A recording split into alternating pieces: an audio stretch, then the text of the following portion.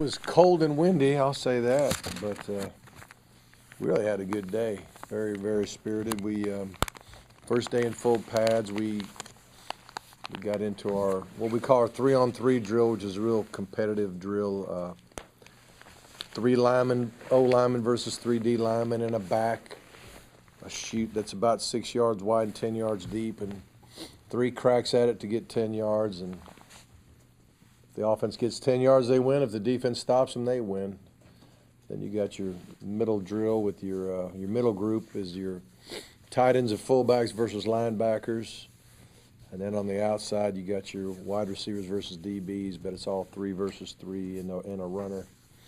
And very spirit. That usually cranks off the hitting for the first time you tackle in the spring. It usually gets everybody's blood pumping, and it did. It kind of kept their blood pumping throughout the day, but I was really pleased with the energy, and it probably had a little something to do with it being a little cold and windy. Everybody just wanted to keep moving, but I don't know. I think we're making a lot of progress. We're making a lot of progress. Guys are running to the ball on defense, and we're getting some really good, what we call thuds. Just a lot of hats to the football right now. And offensively, I think we're doing a good job there too. I just see a bunch of guys working really hard, a bunch of coaches coaching really hard, and it's been a pleasure to watch so far. Did this weather negatively impact you? That's pretty hefty wind blowing out there. Well, it was hard to complete some balls, but you know what? Before it was over, we completed a few. We were just about ready to give him a positive grade just for throwing it to the right guy because the ball was getting blown all over the place. And I was thinking about attempting an 80-yard field goal today with the wind blowing like it did. The problem was it would have had to been like a diagonal kick. It had been from one field to the other because that's the way the wind was blowing. But it was nippy out there. Can it give you an indication about arm strength of quarterback? A little bit, but even if you're throwing the ball, there was balls that were thrown on a dead line that just the wind would go boom. It was like the ball would be coming to be like whang, and then go over there. It was amazing how much the wind was affecting the ball. I don't know if anybody could have ripped it through that wind today. We normally we have our filming guys up in a tower and all that kind of thing, and up in a lift, but we just shot it off the track tower and off the patio deck because there's no way we're going to put them up in those on those lifts. Did you have to tell Sony Michel it's not like this all the time? Was he even out there? Because I believe that was him bundled up. Was he? I didn't recognize him, so. Don't you have permanent structures now for the cameras? We're putting them up. So they're not operational? We're not allowed to use them until the whole project's done. And we're hoping sometime in May for the whole project to be done. From what I understand, if everything stays on track, they might start laying the field turf Monday. But I think the whole thing's going to be done somewhere around early to mid-May if there's no big setbacks. But they say those towers can handle, I don't even know, what, 40, 50 mile an hour winds or something. Not that we would even practice in that, but those things we won't have to worry about the wind with those things. I don't want to hound you about this, but the poor guys that got in trouble, obviously they're still out there practicing. You're Right. investing a lot of time and everything in it. Right. It appears to me to be an indication that your dismissal is not an option here. I wouldn't put anything out of the realm of possibilities right now. Just right now, we're just allowing them to continue to work, and we'll, when the discipline is laid out, there's some happening right now, just some early morning running and things of that nature, but there's more to come, and just thinking it through real good. Is there any timetable for Justin and Shaq, you guys that are also in the men's project? Scott Just- Wesley and Wiggins. What's Shaq? So you just have Check. a license issue? No, there's not going to be any on Shaq's deal. Justin. What do you know about Justin? He had the marijuana arrest last season. He did. Is that what he had? For a week. Yeah. So, yeah, we'll stay with our policies on that.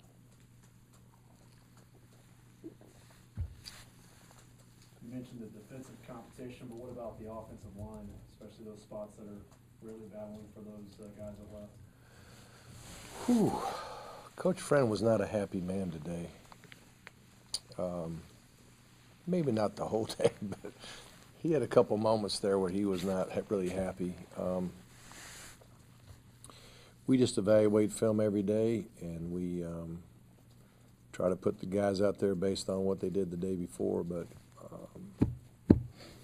you know, this Saturday we'll end up scrimmaging. We'll have a little bit. Usually after the first scrimmage, we have a little better feel of depth chart moves. But you know, there's some depth chart movement going on at different spots. But we know a lot more after that first scrimmage. I just want to ask you about Colton Houston. It's the first spring in some time he's been able to solely focus on just football. Right. Have you seen anything condition-wise that benefits him now? I think he's stronger than he's been in a while. I think he's more focused, obviously. He's got, you know, quite a matchup most of the time dealing with Leonard Floyd. It's going to make him better. But I think he's still not. He's probably still in the 285 range. And I don't know what his best playing weight's going to be, but my guess is it'll be at least 290, 295 probably. So he's probably not as big as he's going to be. But he had I don't know if it was the flu bug or something. He was sick last week, and he's down a little bit because of that. I think he was in the mid 280s before he got sick. But I think he'll be 290, 295 probably when the season goes. But he looks. I think he's practicing well. I think he looks stronger, and be fun to see what he does with the whole off season too. Always thought of right tackles as the biggest chunk guy you can get out there, you know, traditionally. Yeah. What does he bring to that? Well, really, both tackles have got to be athletic enough to pass protect. If you can't protect off the edge, you're in trouble. Even though it's, you know, we always talk about the quarterback's blind side, but I mean on the front side, you want to protect there too. So if the guy can't do that, you're in trouble. We used to be, when I first came to Georgia, we were a tight side and a split side. We had our tight tackle. He was kind of the big run guy. And then your split side tackle was the more athletic guy. He was blocking a lot of the backside of a lot of your running game, and he was always on the open edge. The tight tackle always had a tight end next to him to help him and all. But now that we're right and left, sometimes the tight end's here, sometimes the tight end's there. The tackles stay in their own spot, so they both have to be pretty good. But you know, usually most people feel like their best pass protecting guy is on the left if you got a right-handed quarterback, but they both better be pretty good. With Quavon working at that, how often was that? How much have you used that kind of H-back role? Well, basically an H-back to me is a guy that can do fullback responsibilities, traditional fullback responsibilities, and traditional tight end responsibilities. And obviously he knows all the fullback stuff. He's learning the tight end stuff. And I'm pleasantly surprised with what he's been doing. You know, I don't want to sit there and, I mean, as in the tight end role. I've already seen him play fullback, but now he's doing true tight end stuff. Route running, blocking on the line, you know, certain blocking schemes. Not that guy, you know, getting ahead of steam and blocking somebody, but being right on the line and being able to do some things. And I don't know how much Coach Lilly's like right in his ear, making sure he knows what to do every play, or if he's really just picking it up on his own. But I'm seeing, you know, not perfection in his assignments, but it's been really good so far. So I like what he's doing. I like what Jordan's practicing great. I really like how Jordan's practicing. So You know, are they ready for prime time? I don't think either one of them are, but I'm seeing some good things from them. Who would say whether he'd be classified as a tight end or a quarterback or even? I don't know. I mean, he'll be a hybrid for us because he knows both. When you know both, he could do either one, and the defense, won't be sure which one he's doing until he lines up. So I think that's be a little bit of an advantage for us. Jordan Davis' biggest issue is still just learning the system. He's doing a lot better there. He's running good routes. I'd say his biggest deal right now is just the blocking, the one-on-one blocking stuff. You know, he still has got to get stronger, but he's athletic, and sometimes if you're quick off the ball and you really can work your feet and you're athletic enough to stay on a guy, you can be effective. Is he a bruising blocker right now? No, but he can be an effective blocker with good technique and good effort, good athleticism. How much evaluation do you make for a player's progression 1 week in spring practice? Say it again. How much evaluation do you make for that player progression? Well, what I'm gonna like. The first time I'm going to ask the coaches to give me a report on each guy is going to be after the scrimmage. So, by Monday after the scrimmage, I'll be asking for every coach to tell me what he thinks of each guy. Right now, we're just practicing. We're going. I mean, you'd be shocked the amount of film that there's to watch and the things you're practicing. You're watching that film. You're showing the film to your players. You're getting ready to install the next day because we're always kind of moving forward with our installation. And it's just busy as heck. And to sit there and try to, get a pecking order and all that, it's just hard to do. So, but after the first scrimmage, each scrimmage is when I kind of ask the coaches to say, to tell me how they feel about each guy at this point. Evaluation, that's what you're asking, right? Yeah. Mark, when you knocked him down, what was his sort of, did he understand that this is a long time before the season gets? Yeah, he was disappointed, but I think he'll be fine. He's grown up a bunch. He has really matured a lot, and he just knows it's part of life. It's part of football, and he's thankful that he should be perfectly fine when the season starts. So it's a good thing. What's been your impressions of Brendan Langley? I think he's like the rest of them, trying to learn what Coach Pruitt wants. I think he's like the rest of them in trying to survive him sometimes, survive Coach sometimes. I mean, he's getting after all of them pretty good and teaching them all. But he's just, I couldn't sit here and separate him from the rest of the group in that they're all really trying hard to figure out exactly what he wants, how he wants it done, and try to get it done that way. There's a sense of urgency with all those guys back there. Do you feel like, did Toby Johnson ever get quite as comfortable as he wanted to be last year? It just seemed like he dealt with an ankle and all kinds of little things. Well, last year was his first year with us, right? Right. And he was coming off ACL. I was really surprised he was as ready as he was to start camp.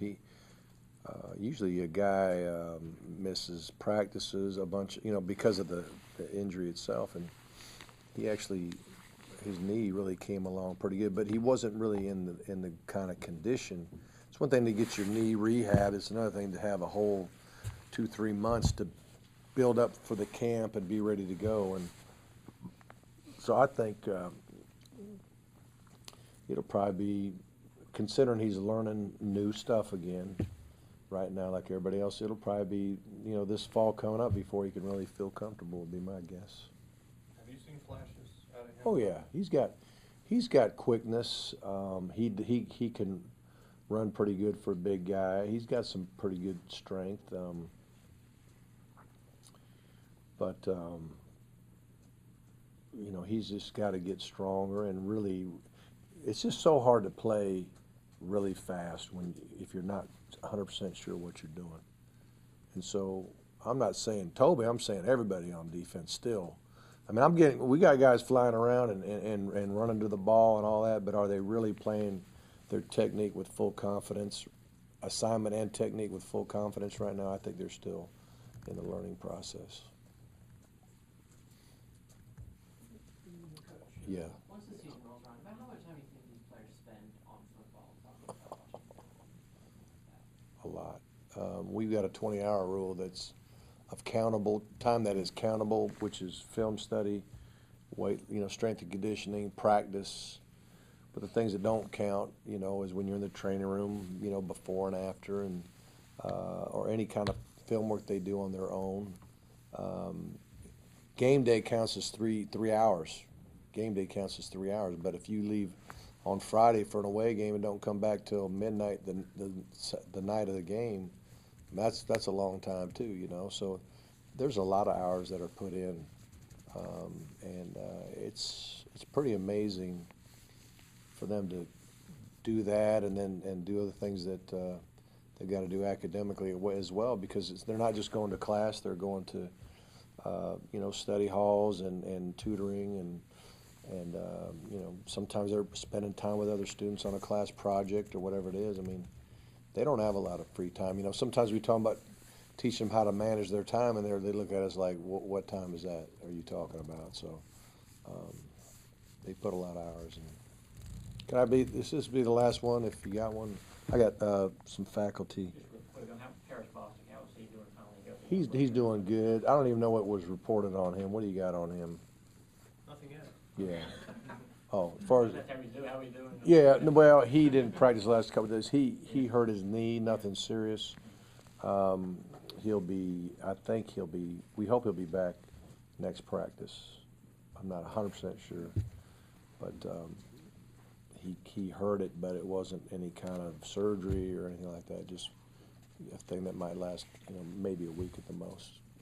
All right. I'm sorry?